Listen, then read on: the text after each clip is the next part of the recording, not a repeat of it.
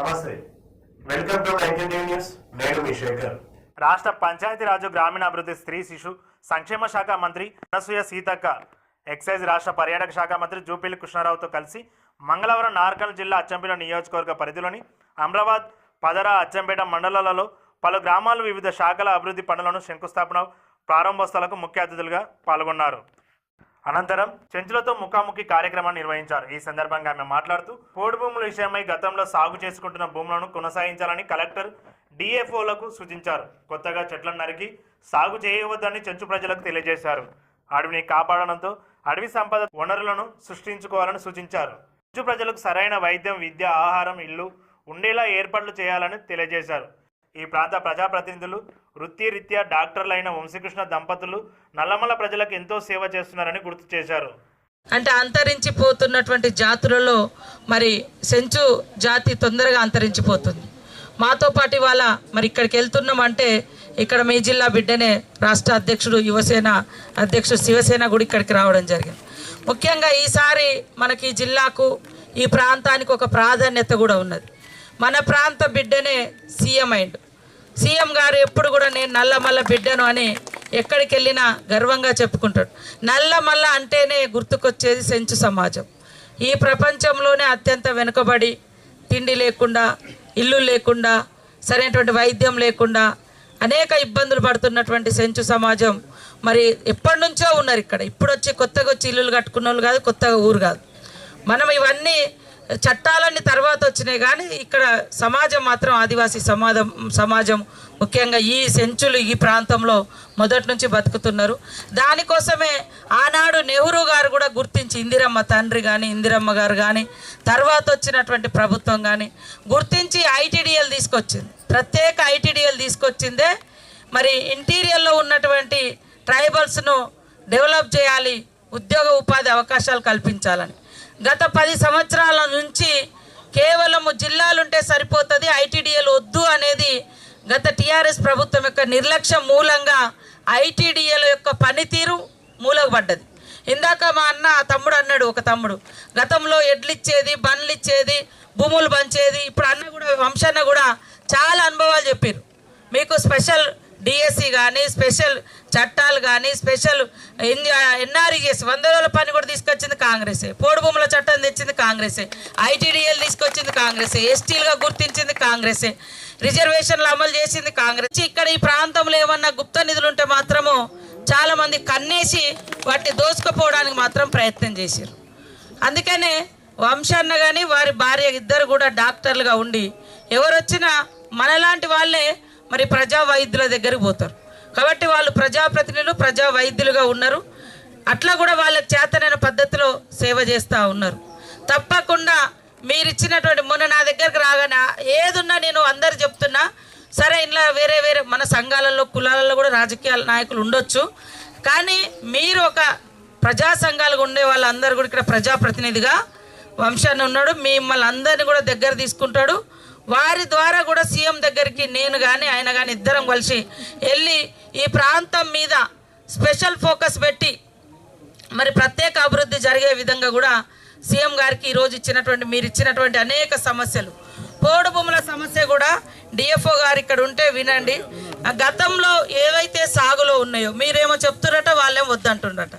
కాబట్టి నిన్న మొన్న నేను ఆదిలాబాద్లో కూడా తిరిగిన, ఆసిఫాబాద్, ఆదిలాబాద్లో DFO and collector, DFO, collector, local ప్రజాప్రతినిధులు కూర్చొని ఎలాంటి ఇబ్బంది లేకుండా పాతది ఏమైనా ఉంటే దున్నుకోనివ్వండి, కొత్తది మాత్రం కొట్టనియద్దు.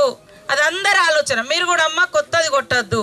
మన అడవి కాపాడుకోవడం మూలంగా మనకే ఎంత ఉందో, అడవిలో తేనె వస్తుంది, అడవిలో పండ్లు, ఫలసాయము, రకరకాలుగా ఇప్ప పువ్వులు లేదా ఇతరత్ర కూడా చీపుర్లు, అవన్నీ కూడా ఒక ఆదాయమే. వాటిని కూడా కాపాడుకుందాం. ఇప్పుడు ఉన్నటువంటి భూములను మనం సాగు చేసుకుందాం. అదే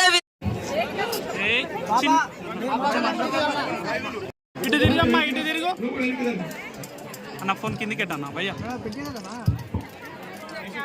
మేడం మేడం మేడం మహిళల కోసం వడ్డీ లేకుండా ఈ సంవత్సరం 20,000 కోట్లు ఇక్కడ ఇప్పుడు వంశన్న చేతుల మీదుగా మా అందరి చేతుల మీదుగా 50 కోట్ల రూపాయలను మహిళా గ్రూపులకు రుణాలుగా ఇవ్వడం జరుగుతుంది. మహిళా గ్రూపులు ఇట్లా విద్యాలయాల కాడ బస్ స్టాండ్ల కాడ రద్దీ ఉండే ఏరియాలో మీరు క్యాంటీన్లు కానీ మహిళా శక్తి క్యాంటీన్లు కానీ ఆయా మండల కేంద్రాల్లో మీ సేవ కానీ అదేవిధంగా ఒక ఫంక్షన్ కావాల్సినటువంటి ఈవెంట్ మేనేజ్మెంట్ కానీ సోలార్ లైట్లు కానీ ఇట్లా 11 రకాలుగా గుర్తించడం. అది కూడా నా శాఖ తరపునే సెరుపు నుంచి పేదరిక నిర్మూలన, మహిళలలో పేదరికం పోవాలి అంటే ఏదో ఒక బిజినెస్ నడవాలని ప్రోత్సహిస్తా ఉన్నాం. నమ్మకం ఉంచాలి, వాళ్ళు మనకు నమ్మకంగా విద్యను అందించాలి. మనం కూడా టీచర్ చెప్పేది వినేటప్పుడు నమ్మకంగా ఎస్ మా భవిష్యత్తు బాగా తీర్చిదిద్దగలుగుతుంది మా మేడం మా టీచర్ అనేటువంటి కాన్ఫిడెన్స్ కూడా స్టూడెంట్స్కి ఉండాలి. ఆ రకంగా మీరు దయచేసి అందరూ కూడా బాగా చదువుకోండి. రాను రాను గవర్నమెంట్ ఉద్యోగాలు ప్రైవేట్ ఉద్యోగాలలో కూడా కాంపిటీషన్ ఎక్కువ పెరుగుతుంది. దాన్ని తట్టుకోవాలంటే మనలాంటి అటవీ ప్రాంతాలు మారుమూల ప్రాంతాల నుంచి వచ్చేటువంటి విద్యార్థినులు అధికంగా కష్టపడాల్సిన అవసరం ఉంది. కాబట్టి ఈ గవర్నమెంట్ ఈ ప్రాంత బిడ్డ నల్లమల్ల బిడ్డ మరి రేవంత్ రెడ్డి గారు విద్య మీద ప్రత్యేక శ్రద్ధ పెట్టిండు. విద్యాలయాలకు సంబంధించినటువంటి అన్ని నీడ్స్ కూడా తీర్చడం కోసం అమ్మ ఆదర్శ పాఠశాల ఫండ్స్ కూడా ఇచ్చిండ్రు. యూనిఫామ్స్ కూడా 30 లక్షల మందికి ఇప్పటికే ఫస్ట్ పేర్ ఇవ్వడం జరిగింది. ఇంకా కూడా కుట్టిస్తా ఉన్నాం. అది కూడా మహిళలకే ఆ యొక్క ఉపాధి ఉండాలని మన యొక్క స్టీచింగ్ కూడా వర్క్ కూడా మన గ్రామీణ మహిళా సంఘాలకే ఇవ్వడం జరుగుతుంది. రేపటి నుంచి క్యాంటీన్లు కూడా పెడుతున్నాం మహిళలకు ఉపాధి కల్పించడం కోసం. అదే విధంగా ఉద్యోగులకు కూడా మాక్సిమం ఫస్ట్ నుంచి 5th లోపు జీతాలు కూడా వస్తున్నాయి, సాలరీస్ కూడా వస్తున్నాయి. సాలరీస్ రావట్లేదని వాళ్ళు మానసిక వేదన అయ్యి ఆ ఎఫెక్ట్ విద్యార్థుల మీద పడొద్దు, పని ప్రదేశాలలో ఉండొద్దు, గవర్నమెంట్ ఆఫీసులలో పడొద్దు అని ఎంతో కష్టంగా ఉన్న రాష్ట్ర బడ్జెట్ మరి ఉద్యోగుల యొక్క అవసరాలు తీర్చాలన్నటువంటి లక్ష్యంతో పనిచేస్తా ఉన్నాం. కాబట్టి ఉపాధ్యాయుల సమస్యలు కూడా తొందరలోనే పరిష్కారం అయితే పరిష్కార దిశగా కూడా మరి సీఎం గారు టైం ఇచ్చిండ్రు. ఉద్యోగ సంఘాలతో కూడా చర్చించడం జరిగింది.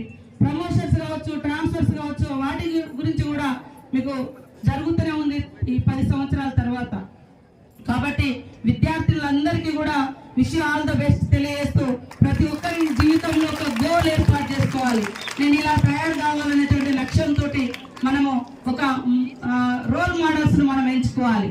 మన ఇంటికాడికి వెళ్తే ఇంట్లో తిండి ఉండదు, ఇంట్లో కష్టం ఉంటది.